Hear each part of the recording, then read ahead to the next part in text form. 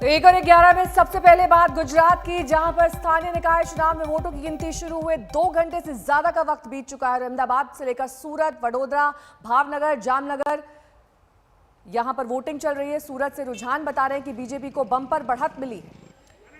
इन सभी नगर पालिकाओं में बीजेपी का ही कब्जा था। करीब 6 शहरों की 100 से ज्यादा जो वार्ड हैं, 576 सीटों पर वोट डाले गए। अहमदाबाद में बीजेपी 60 से ज्यादा, तो सूरत में 25, राजकोट में 20 से ज्यादा सीटों पर बीजेपी आगे है।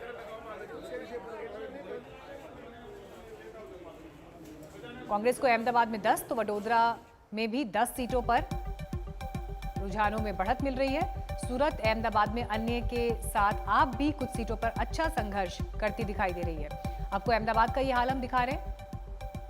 62 पर 74 के रुझान अभी दिखाई दे रहे हैं और इसमें 62 पर बीजेपी आगे है, कांग्रेस 10 पर, आम आदमी पार्टी 4 वार्ड्स पर आगे दिखाई दे रही है। सूरत की अगर आपको हम रुझानों की स्थिति इस वक्त दिखाएं तो 25 पर बीजेपी आगे है, 5 पर कांग्रेस पार्टी, आम आदमी पार्टी 12 वार्ड्स पर फिलहाल आगे दिखाई दे रही है। लेकिन एआईएमआईएम का यहां पर खाता खुलता नहीं दिखाई दे रहा, जबकि आप और एआईएमआईएम ने पहली बार निकाय चुनावों में, निगम चुनावों में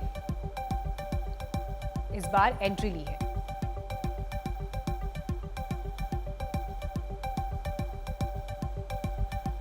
वडोदरा में कुल 76 सीटें और उसमें से 21 के रुझान, जिसमें बीजेपी 11, कांग्रेस 10 पर आगे इस वक्त दिखाई दे रही है।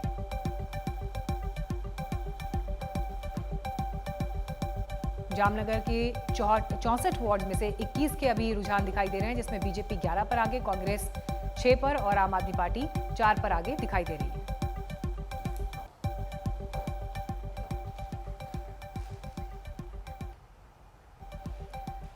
गोपी घांगर हमारे संवाददाता से तमाम जानकारी के साथ हमारे साथ जुड़ गए हैं। गोपी, क्या स्थिति चल रही है इस वक्त? कई ऐसे वार्ड्स हैं जहां पर आपको भी बढ़त मिल रही है, उनके लिए अच्छे संकेत आ रहे हैं।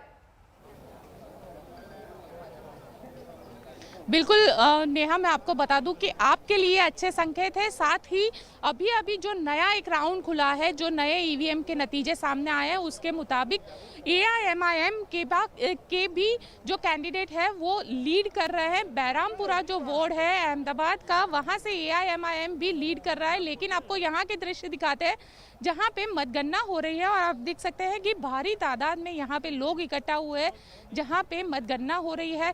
जो विपक्ष है, विपक्ष के कई लोग यानी आम आदमी पार्टी और कांग्रेस, ये दोनों ही ये आरोप लगा रही है कि कहीं ना कहीं गड़बड़ हुई है।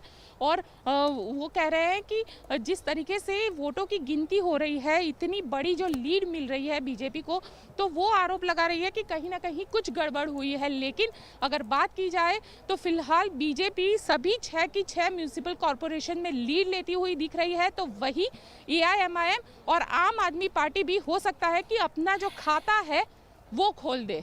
नेहा, साथ ही गोपी, जिस तरीके के आरोप अब लग रहे हैं कि कोई गड़बड़ी की गई है, इसको लेकर वहां पर कोई कुछ दुरुस्त की गई है व्यवस्था?